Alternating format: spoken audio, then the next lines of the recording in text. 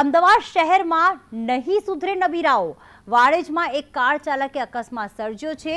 Footpath કૂદીને car ઝૂંપડામાં ઘૂસી ગઈ હતી। અકસ્માત બાદ કાર ચાલકની દાદાગીરી પણ અહીંયા જોવા મળી। પૈસાથી બધું પતાવી દઈશું તેવું અકસ્માત સર્જનારનું કહેવું છે। શહેરમાં અનેક વખત આવા અકસ્માત થઈ ચૂક્યા છે જ્યાં બેફામ કાર ચાલક જે છે એ અકસ્માત સર્જતા હોય છે, પરંતુ અહીંયા તો એ વાત સામે આવી કે કાર ચાલકે પહેલા તો અકસ્માત સર્જ્યો અને ત્યારબાદ દાદાગીરી પણ કરી, કહ્યું કે પૈસાથી બધું જ પતાવી દઈશું। આ કાર જે છે એક ઝૂંપડીમાં ઘૂસી ગઈ હતી। હવે પૈસાથી બધું પતાવવાની વાત આ અકસ્માત સર્જનાર વ્યક્તિ પણ કરી રહ્યો છે। સંદેશ ન્યૂઝ પર જોઈ રહ્યા છો આપ એક્સક્લુઝિવ દ્રશ્યો, જેમાં કારની નંબર પ્લેટ પણ દેખાઈ રહી છે અને કાર આખી ઝૂંપડામાં ઘૂસી ગઈ હતી। અંદર કોઈ હતું કે નહીં તે હજી વિગતો સામે નથી આવી, પણ અહીંયા એ વિડીયો સામે આવ્યો છે જેમાં કાર ચાલક અકસ્માત સર્જ્યો, ત્યારબાદ કારની બહાર પણ આવ્યો અને તેણે એવું કહ્યું કે પૈસાથી બધું પતાવી દઈશું। કોની હતી ગાડી? અરે કોઈ બી નહીં હોય, પણ તમે રેકોર્ડિંગ કરે છે તું અમારું? અરે કોઈ બી હોય, કેમ તમે આવું કરો? પણ જેને છે એ ના જ પાડે છે કે અમારે કઈ કરવું નથી, તો કેમ આવું કરો છો? તમે કોણ? અરે હું કઈ બી હું જાહેર નાગરિક છું।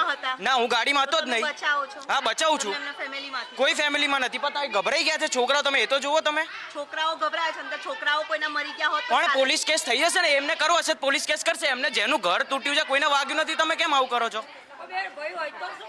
હા હા, બધું જ થઈ જશે બેન। અરે પોલીસ કેસ કરજો, પોલીસ કેસ કરજો, પોલીસ કેસ કર દો ને। પણ ઓ કાકા, ઓ કાકા,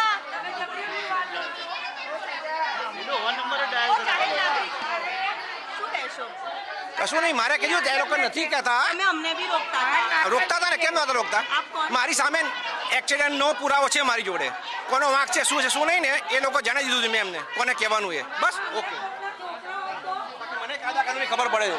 અચ્છા, ત્યાં કેટલાક જાહેર નાગરિકો છે, જ્યારે મીડિયાએ તેમને પૂછવાનો પ્રયત્ન કર્યો ત્યારે એમણે કહ્યું બેફામ ડ્રાઇવિંગના કારણે અનેક લોકોની જિંદગી પણ જોખમાતી હોય છે। ત્યારે અમદાવાદના વાડજ સ્મશાનગૃહ પાસેના રિવરફ્રન્ટમાં ગાડી ફાસ્ટ ડ્રાઈવ કરીને આવતા દરમિયાન ઝૂંપડામાં ગાડી આખી ઘૂસી ગઈ છે અને ગાડી સદનસીબે અંદર કોઈ ન હોવાના કારણે જીવનું જોખમ તો ટળ્યું છે, પરંતુ સ્થાનિકોમાં પણ રોષ જોવા મળી રહ્યો છે। બેન, ગાડી કેટલી સ્પીડમાં હતી? બહુ ફાસ્ટ હતી ગાડી, બહુ એટલે બહુ ડાયરેક્ટ અમે જ વળાવી નાખી। નુકસાન આ નુકસાન મકાન ના અંદર કોઈ હતું નતું, નુકસાન મકાન ને બધે છે, બધું નુકસાન જ છે। બધા સ્કૂલે વેકવા ગયા, બેન સ્કૂલવાળા। શું કહેશો કે આ જે વારંવાર આવી રીતે અકસ્માતો થતા હોય છે જીવના જોખમે, જ્યારે અનેક લોકો અહીંયા આવતા હોય છે તો બેરિકેડ કેવું કંઈક લગાવવું જોઈએ અહીંયા? શું કહેશો, કેટલું નુકસાન તો વધારે થયું છે। એટલે અહીંયા જે ગાડી, તમે કોણ? ના ના, હું તો અહીંયા રહેવા છું। કેટલી ડ્રાઇવિંગ અહીંયાથી લોકો નીકળતા હોય છે જે રફ, ત્યારે કેવા પ્રકારની અકસ્માતની પણ બીક લાગે? થયું છે, આ બીજી વખત થયું છે। પહેલા ક્યારે થયું? બેડા કેટલા વર્ષ થઈ ગયા? આ બીજી વખત થયું હતું અને એમાં બી એમને વાગ્યું હતું। આ બીજી વખત થયું। અત્યારે કોઈને વાગ્યું નતું, પણ આ નાના નાના છોકરા છે।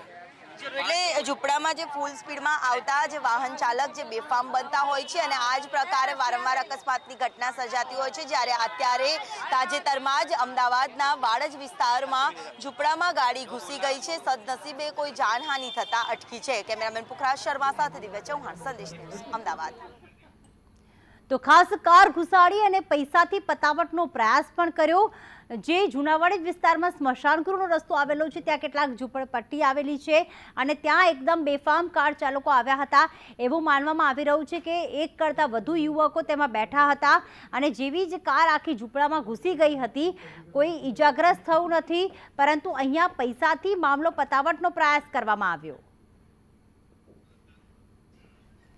તો અકસ્માત સર્જનારની અહીંયા દાદાગીરી સામે આવી છે। કેટલાક લોકો તેમની સાથે હતા, તેમણે પણ એવું કહ્યું છે કે જો જેનું ઘર તૂટ્યું છે, એટલે કે જેનું ઝૂંપડું તૂટ્યું છે, જેને નુકસાન થયું છે, એ પોલીસ ફરિયાદ કરશે તો અમને કોઈ વાંધો નથી, પરંતુ આમાં વચ્ચે પત્રકારોએ પડવાની જરૂર નથી। આ પ્રકારનું વર્તન પત્રકાર સાથે કરવામાં આવ્યું। બેફામ કાર ચાલક આવે છે, ઝૂંપડામાં ઘૂસી જાય છે, ભલે અત્યારે કોઈ ઝૂંપડામાં હતું નહીં જેના કારણે ઈજાગ્રસ્ત થયું નથી કે કોઈ વ્યક્તિને કોઈ નુકસાન થયું નથી, પણ સૌથી મોટી વાત એ છે કે અંદર કોઈ બાળકો હોત તો અંદર કોઈ બેઠું હોત તો કદાચ આજે આપણી વચ્ચે ન હોત, પરંતુ આખી ઘટનામાં સદનસીબે કોઈ જાનહાનિ થઈ નથી. પરંતુ અહીંયા પૈસાથી પતાવવાની વાત છે, એટલે કે ક્યાંક અહીંયા વાત એ થઈ રહી છે કે જેનું ઝૂંપડું તૂટ્યું છે એને નુકસાનીના પૈસા જે હશે આપી દઈશું, ગરીબ લોકોને ખરીદી લઈશું, અમે પોલીસથી છૂટી જઈશું. પરંતુ આ જ રીતે ક્યાંક અમદાવાદમાં આવા પ્રકારના અકસ્માત અનેકો બની ચૂક્યા છે. એસજી હાઈવે હોય, અનેક વખત એવી ઘટનાઓ બની ચૂકી છે કે જેમાં લોકોના જીવ ગયા હોય. સદનસીબે આમાં કોઈના જીવ નથી ગયા, પરંતુ જે કાર ચાલક જે એક તો એ લોકોએ ગુનો આચર્યો છે, નિયમોનો ભંગ કર્યો છે, ઓવર સ્પીડમાં કાર ચલાવી અને ખાસ કરીને એક ઝૂંપડામાં ઘુસાડી દીધી અને ત્યારબાદ પોતે માફી માંગવાના બદલે કે પોલીસમાં જાતે સરેન્ડર થવાના બદલે એ ત્યાં એવું કહી રહ્યા છે કે પૈસાથી આખી વાત પતાવી દઈશું, એટલે કે દાદાગીરી પર ઉતરી આવ્યા છે. તેમણે જે કર્યું છે તેમને કોઈ પણ પ્રકારનો કોઈ અફસોસ નથી. આજે કદાચ એ ઝૂંપડામાં જે નુકસાન થયું છે એ ખરીદી શકે છે. કદાચ જો ગરીબ લોકો પૈસાથી આખી વાત પતાવી દેશે, ફરિયાદ નહીં નોંધાય, તો કાલે જઈને આજ જે નબીરાઓ છે, જે બેફામ કાર ચાલકો છે, એ લોકોની જિંદગી પણ ખરીદતા રહેશે. ક્યાં સુધી આ રીતે અકસ્માત સર્જનાર લોકો બેફામ કાર હંકારતા રહેશે અને બેફામ બનતા કાર ચાલક, આ નબીરાઓ જેને સ્પીડમાં કોઈ કંટ્રોલ નથી, પોતાની મજા એ બીજા માટે સજારૂપ સાબિત થઈ જશે તેનું ભાન પણ નથી.